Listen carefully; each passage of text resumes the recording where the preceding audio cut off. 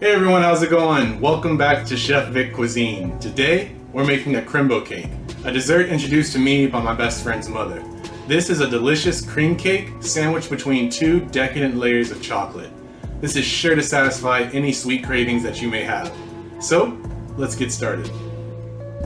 Alright, so for the ingredients, in particular the cake, we're going to need 2 eggs, 1 cup of granulated white sugar, a 1/3 cup of vegetable oil, a 1/3 cup of heavy cream, 3 tablespoons of cocoa powder, and 1 cup of all-purpose flour. For the mousse portion of this dessert, we're going to need 2 cups of heavy cream, 3.5 ounces of vanilla instant pudding mix, 1/2 cup of 2% milk, and 1 teaspoon of vanilla extract. And for the chocolate topping, we're going to need 8 ounces of high quality milk chocolate that we're going to chop up, and 2/3 cup of heavy cream. Alright, so to get things started, we're going to preheat our oven to 350 degrees Fahrenheit or 176 degrees Celsius. And we're also going to place parchment paper on the base of a 9-inch spring-form pan. And you just want to cut away the excess parchment paper from around the pan. Now, in a medium-sized bowl, you want to whisk together the eggs and the sugar until they're well combined. And once you do that, you want to add in your vegetable oil, the heavy cream, the cocoa powder, as well as your all-purpose flour. And mix those all together until they're well combined as well.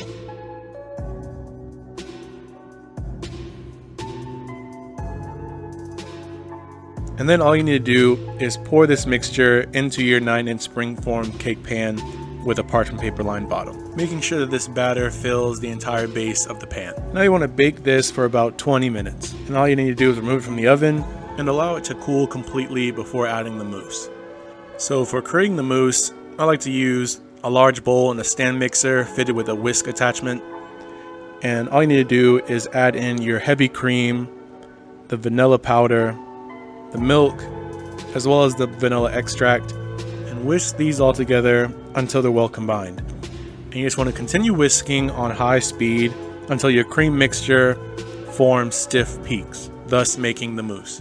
And if you're enjoying this video, don't forget to smash that like button for me. It really helps push the video out to more people. And hit the subscribe button to see more videos and recipes like this one. And don't forget to click the bell icon to be notified when my next video drops. And stay tuned until the end of this video for a sneak peek of the recipe to come. So you're ultimately looking for a texture consistent with what you see here on the video.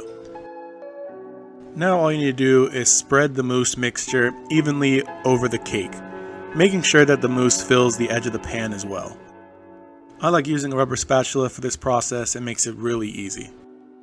Once you have all the mousse within the spring-form pan, you want to place the cake in the freezer for about 1 hour.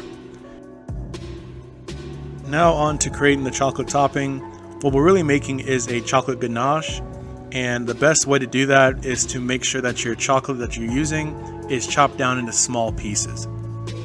So if your chocolate is already segmented into smaller pieces, you want to break those apart first. And then you just want to take a sharp knife and chop those pieces down into really tiny shards of chocolate. This helps the chocolate melt more evenly. So now you want to transfer that chocolate into a small or medium-sized bowl and then pour in your 2/3 cup of heavy cream into that bowl with the chocolate. And now we're going to melt the chocolate and the heavy cream in the microwave for probably 2 to 3 increments of 15 to 20 seconds each, stirring between each increment until all the chocolate has melted and our mixture is smooth. So you got to make sure there's no lumps left. And the reason you want to use a microwave to melt the chocolate instead of perhaps a double boiler on a stovetop is that we're trying to temper the chocolate. So once it cools, it hardens back to its original state. If you overcook the chocolate in a double boiler setup, the crystals within the chocolate may be destroyed, and then it won't be able to harden back to its original state. Working with chocolate is a beast in its own art, and I definitely want to experiment more with that in the near future. So once our ganache is formed, we can take our cake out of the freezer, and you just want to pour the ganache over the top of the mousse, making sure that it covers the entire pan.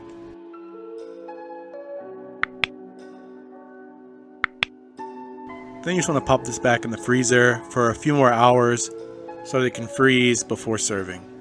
And when you're ready to cut your first slice, you just want to gently open the spring-form pan and lift it off of the cake.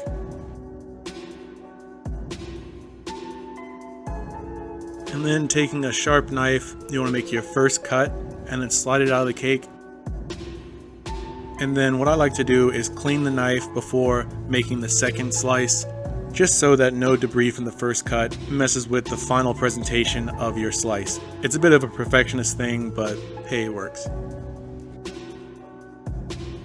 But as you can see, we have this beautiful chocolate cake base with a mousse layer on top, finished off with a chocolate ganache. And just like that, you've made Krembo cake right at home. As you can see, this is an easy dessert to put together. It doesn't take much skill or time to do, and so I definitely recommend it for those beginner chefs out there. And it's a great option for a frozen dessert if you ever want one of those. And if the Krembo cake is frozen overnight, you want to remove the slice from the freezer and allow it to thaw for about 15 to 20 minutes at room temperature before serving.